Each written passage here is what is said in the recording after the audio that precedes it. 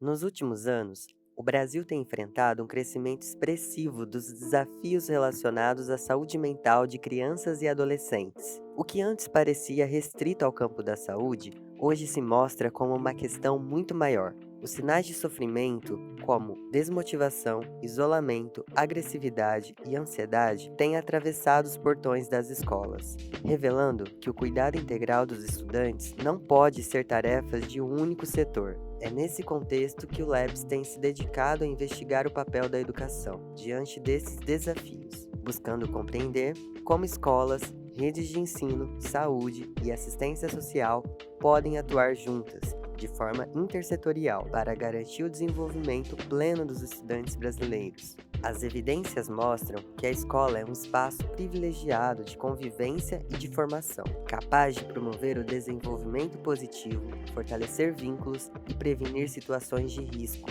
Mas para isso, precisa estar conectada a uma rede mais ampla de cuidado, onde cada setor assume a sua parte da responsabilidade. Há evidências de que a educação só reduz desigualdades quando conecta saberes e profissionais de diferentes áreas para construir soluções conjuntas. E é dessa união que nascem caminhos possíveis para uma educação que ensina enquanto protege os nossos estudantes.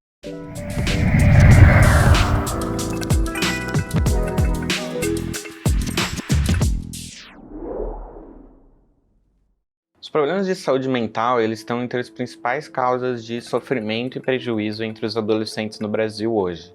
As estimativas vão dizer que entre 10 e 20% deles sofrem de algum transtorno mental diagnosticável, mas um número ainda maior vai viver com algum tipo de condição, de circunstância ali que vai prejudicar o desenvolvimento deles ao longo da vida. A escola, ela entende hoje que isso é uma questão com a qual ela tem que lidar, e a gente pensa que existem 3 principais motivos aí pelo qual a escola vai falar de saúde mental. O primeiro é que a escola é o principal contexto de desenvolvimento dos adolescentes, então ela vai ser o lugar onde eles vão criar relações, onde os desafios típicos dessa fase da vida, como o desafio da formação da identidade, vão se apresentar, e onde ela vai adquirir habilidades para lidar com esses desafios. Então a qualidade dessas relações e o desfecho deles interagindo com esses desafios vai ser importante ao longo da vida inteira. Então, ao mesmo tempo em que a escola ela é o lugar que dá a oportunidade deles se desenvolverem, deles aprenderem novas coisas, deles fazerem amizades, a escola também pode ser o palco de violências, pode ser o palco de bullying, de exclusão, é o lugar também onde se apresentam as exigências de desempenho, então ela pode ser o palco do fracasso escolar. Então a forma como a escola ela se organiza e como ela se relaciona com esse adolescente tem um impacto fundamental na sua saúde mental e no seu bem-estar. Um segundo motivo é que a escola é um dos principais meios de acesso aos adolescentes, e aqui a gente está falando entre essa primeira fase da adolescência, que é dos 11 aos 14 anos, que é a fase que está nos anos finais do ensino fundamental. Então, várias outras políticas sociais, como as políticas de distribuição de renda, né, como Bolsa Família, ou outras políticas de promoção de saúde mental, como o Programa Saúde na Escola, já reconhecem a escola como um equipamento ali onde você vai ter mais acesso, onde você vai ter mais alcance e contato com esse público. E um terceiro grande motivo é que os objetivos da saúde mental e da educação, eles convergem. Então, para uma criança ela conseguir aprender e se desenvolver melhor, ela precisa estar num estado de bem-estar. E se você quiser investir em ações de prevenção e promoção em saúde, grande parte delas são, no fundo, ações de educação, ações sobre conscientização, sobre problemas de saúde mental, sobre comportamentos, como se comportar consigo mesmo e com os outros. Então são objetivos aí muito parecidos. Então eu acho que um dos primeiros grandes passos que a gente tem que dar para avançar essa questão da saúde mental na escola é encontrar vocabulários e repertórios em comum. O tema da saúde mental é bem complexo, um dos motivos é que você vai ter diferentes formas de entender o que é isso, né? Então, quando a gente pensa em tentar dizer o que é uma pessoa que tem saúde mental, geralmente a gente vai recorrer entre 2 possíveis definições.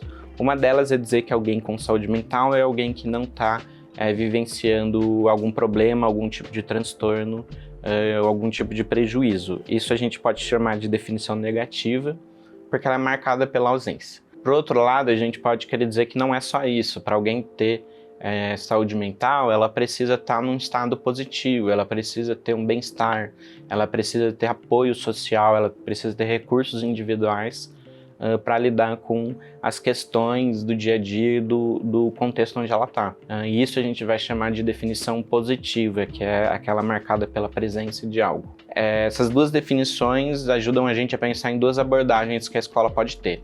Então, por um lado, eu posso querer lidar com os problemas que estão afetando os estudantes e as outras pessoas da comunidade escolar. E aí eu posso querer impedir que esses problemas aconteçam, isso é a prevenção, ou eu posso lidar quando esses problemas já estão acontecendo, e isso é o cuidado. Vamos pensar no exemplo de uma situação de bullying que está acontecendo numa escola, e a gestão escolar está tentando lidar com isso. Ela pode escolher, por exemplo, fazer formações com os professores para ajudar esses professores a incentivar um clima escolar mais positivo ou a reforçar regras de comportamento com o objetivo de não acontecer mais bullying na escola. Isso seria uma ação de prevenção. Por outro lado, a gente pode olhar para os estudantes envolvidos como vítimas ou agressores, tentar entender o que está se passando com eles como causa ou consequência desses problemas e tentar lidar com isso. Então, uma das formas seria, por exemplo, acessar recursos da rede de proteção e garantia de direitos. Essas são formas de cuidado. Por outro lado, outra abordagem eu posso querer promover fatores protetivos e positivos entre os adolescentes, sejam aqueles que estão passando por algum problema ou não, com o objetivo de proteger e impedir que eles desenvolvam alguma questão ou até para incentivar desfechos positivos que eu quero ver. Então, um bom exemplo são as habilidades socioemocionais, que são as habilidades sobre como a gente se relaciona com a gente mesmo e com os outros. Elas são consideradas fatores protetivos comuns para vários tipos de problemas que podem surgir para os adolescentes e também como fatores que vão ajudar em desfechos positivos para a própria escola, como o desempenho, a aprendizagem, até desfechos futuros como o ingresso positivo no mundo do trabalho. Então é isso, a gente entende que a escola ela pode, ela consegue, ela precisa falar sobre saúde mental. Ela precisa olhar para aqueles adolescentes que estão em sofrimento e precisam de ajuda, e ela também precisa olhar para os outros adolescentes que podem não estar apresentando sinais de sofrimento, mas que vão se beneficiar de um olhar mais acolhedor, mais cuidadoso e mais direcionado para o seu bem-estar. Como que a escola pode, então, colaborar na saúde mental dos estudantes? E antes da gente começar a falar sobre isso, é importante dar complexidade para esse ambiente escolar e entender um pouco as dinâmicas que tem lá, né? Quando a gente pensa na escola, a gente está falando das relações diretas que acontecem lá. Essas relações diretas, elas são do próprio estudante com outros estudantes, do estudante com os professores, desse estudante com os outros funcionários que estão implicados ali no ambiente escolar. E todas essas díades, né, essas duplas, elas estão se influenciando no seu desenvolvimento. E é por isso que é importante que as condições e as interações, elas sejam favoráveis e elas sejam positivas. Então, embora o estudante ele seja colaborador ativo, né, nessas interações, a gente sabe que existe uma crescente tanto na consciência quanto na autonomia das pessoas. E é importante nessa fase do desenvolvimento na infância, na adolescência, que exista esse mediador do cuidado, né? Essa pessoa são esses adultos que estão implicados no ambiente escolar e que vão conseguir orientar, traduzir, oportunizar experiências para que essas crianças, esses adolescentes, esses jovens, eles consigam usar os recursos internos que eles já têm, como a curiosidade, as expectativas, as emoções, as reações que eles têm para as diversas interações, com cuidado. Então, os adultos vão ser muito importantes para fazer esse contorno saudável e positivo. Então, é justamente nesse ponto, com a presença desses adultos que vão estar atentos, né, para essas crianças, adolescentes, para todos os estudantes, que a gente consegue também cuidar da questão da saúde mental. Se a gente olha, por exemplo, situações de bullying, outras violências que acontecem dentro da escola e até mesmo as questões relacionadas à evasão escolar, e a gente trata esses fenômenos como fenômenos complexos, a gente consegue olhar para o componente emocional e social dessas coisas que podem estar influenciando, né? Então, quando um gestor, quando um professor, ele olha com essa lente, né, a gente consegue ter a escola com uma atitude mais preventiva e acolhedora de situações traumáticas, de situações desafiadoras, né? E a gente consegue colocar a escola também como uma rede de apoio. Então, se a gente olha para o ambiente escolar e pensa, então, nessas díades que existem, né, nessas duplas, a gente vê os professores como pessoas privilegiadas, né, que estão em contato com esses estudantes, vão perceber comportamentos diferentes, se eles estão mais desmotivados, se eles estão menos engajados nas aulas, se eles estão faltando mais, se eles estão, enfim, né, com questões entre grupos, e a gente consegue pensar essas pessoas como pessoas que podem comunicar, se aproximar desses estudantes e ver, né, o que pode estar acontecendo nessas situações. Quando a gente pensa, por exemplo, na gestão escolar, se a gente tem uma equipe que favorece um clima institucional positivo e saudável, esses professores, eles se sentem apoiados, eles podem não se sentir sobrecarregados para lidar com essas questões, eles conseguem pensar de uma forma colaborativa para como que eles vão lidar com aquilo, né, envolvendo todos os atores escolares. A gente tem mais atores que estão nesse ambiente que tem contato com os estudantes, né?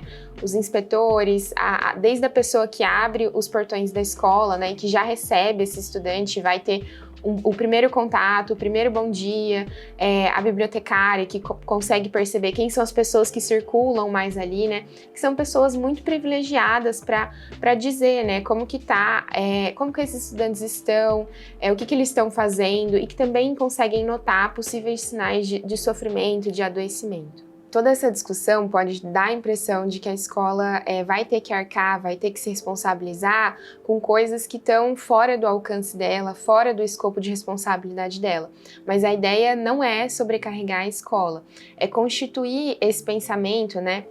Deixar mais transparente de que um estudante que está bem, que se sente bem, que se sente motivado para ir para a escola, isso também vai influenciar positivamente no processo de ensino-aprendizagem dele. Ele vai conseguir desempenhar melhor, ele vai provavelmente se sentir mais motivado para ir para a escola, para ter interações positivas, para encontrar amigos. Então, é importante a gente entender a saúde mental como um fenômeno que pode e deve ser compartilhado, mas que a escola ela não precisa estar sozinha nessas atribuições. E aí, por isso que é importante a escola estar articulada com outras políticas sociais e outros setores para que ela consiga fazer esse cuidado integral desses estudantes. Quando a gente pensa, por exemplo, numa política intersetorial que envolve educação e saúde, né, que é o setor que a gente pensa onde a saúde mental está mais transparente, a gente tem, por exemplo, o Programa Saúde na Escola, que é uma iniciativa que busca, né, a promoção de saúde e prevenção de agravos e também o acompanhamento desses estudantes por meio de eixos temáticos. Então, a gente tem já essas iniciativas que estão perdurando, né, que o Programa Saúde na Escola ele é um programa longínquo, né, então, como que a gente fortalece a escola a partir desses programas e políticas sociais? Quando a gente, então, reconhece essa liga entre saúde e educação, a gente consegue pensar como, por exemplo, as instâncias estaduais e municipais vão dar insumos para que as escolas se sintam fortalecidas nesse cuidado, especialmente voltado à saúde mental dos estudantes. Então, quando um gestor escolar, por exemplo, ele reconhece que a escola está cadastrada no programa Saúde na Escola, ele pensa e conhece os eixos, né, do PSE, ele consegue pensar o que já é feito ali, quais são as demandas daquele território, quais são as demandas da própria escola, o que pode ser priorizado como eixo temático, quais vão ser as articulações com a saúde e reconhecendo também, né, esses escopos e responsabilidades de cada setor. Então, como que ele faz ele pode ter, né, esse contato com a unidade básica de saúde, conhecer esse gestor da unidade de referência, saber quais que são esses arranjos intersetoriais possíveis, né, quando que a saúde, por exemplo, exemplo, consegue ir até a escola com os profissionais que tem disponibilizados lá nesse setor, o que precisa ser priorizado nesse primeiro momento, e aí essas relações elas são corresponsáveis, né? Então, saúde e educação estão ali juntas para promover esse cuidado integrado, e isso ajuda com que a escola não se sinta sobrecarregada.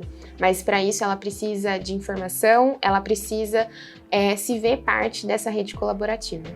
O Eu Posso Te Ouvir é um programa que visa organizar a escola para que ela consiga ser um ambiente promotor de saúde mental. E como que ele faz isso? Ele é um programa baseado em intersetorialidade entre educação, saúde e assistência social, entendendo que o adolescente que frequenta a escola é o mesmo adolescente que frequenta a UBS de referência para ser cuidado e que, em caso de necessidade, também vai ser o adolescente que vai frequentar os serviços do CRAS. Então, é um programa que entende que esse jovem circula por um território e que esse território tem responsabilidade para com esse jovem. Essa intersetorialidade, ela se materializa em formato de equipe, ou seja, todas as escolas participantes do EPTO possuem uma equipe intersetorial, com ao menos um membro da gestão escolar, um membro da UBS de referência dessa escola e um membro do CRAS de referência dessa escola.